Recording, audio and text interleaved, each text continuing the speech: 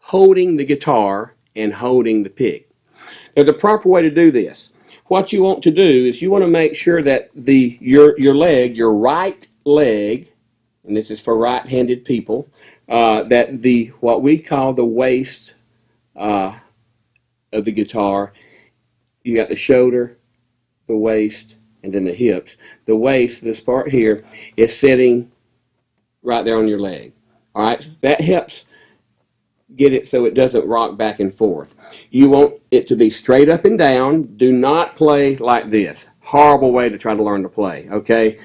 You think that you can see better, and that's why people do that, but it makes it, puts your wrist at an odd angle, and it makes your wrist tired, and it can actually strain your wrist. So you want to always play with it up like this, all right?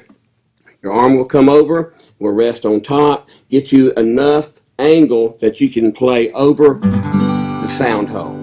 All right, so proper way to hold the pick. You always in the beginning want to use a pick. Now, yes, there is finger style picking, and that's a wonderful style of playing, but in the beginning use a pick, and then you'll get into finger style picking later.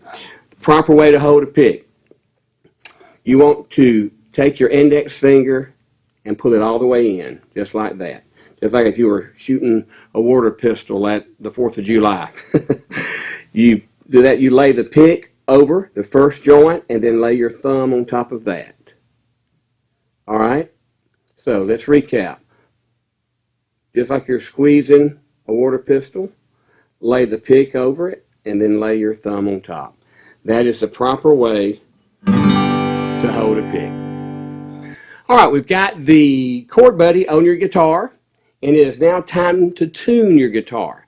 Hey, it doesn't matter if you've got the ChordBuddy on perfectly. If you don't have your guitar tuned right, it is not going to sound good at all. So you want to start with your bottom string. By the way, I'm using a ChordBuddy, the A8 digital tuner.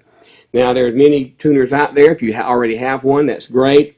I would tell you what's different about ours in the fact that the screen turns red to let you know that you're too sharp, so that most people break strings because they get over pitch and they don't realize it. They keep turning and it breaks the string. So we build ours with when you get sharp of the note, the screen turns red. When you're in tune, it turns green, and when you're flat, it's orange. So that's what's cool about the ChordBuddy tuner.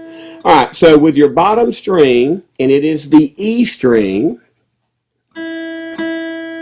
as you can see by looking there, we are flat. The needle is left of center. String is orange. So you want it to become green. Green is for go. There we are. Green as money.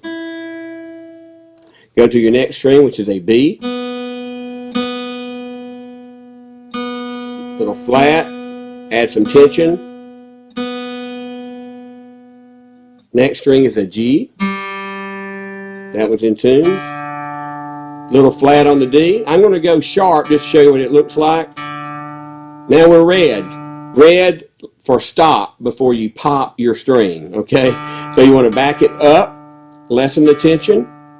You want to go under pitch and then back up to pitch, always. If you're sharp, go under pitch and back up. Now we're green. The fifth string from the bottom is A. We're in tune. The sixth string from the bottom is the big E. We're flat. Now we're sharp just a little bit, so we want to stop. Now we're in tune. Now, I'm going to tell you a little cute way that I learned when I was taking guitar and in school to remember the string names. And this is from the bottom, from the little string to the top string. Everybody gets donuts after eating. Everybody gets donuts after eating. So when the teacher would ask me, what's your fourth string, I would go, everybody gets donuts, D. I love donuts anyway. That's how you tune your guitar.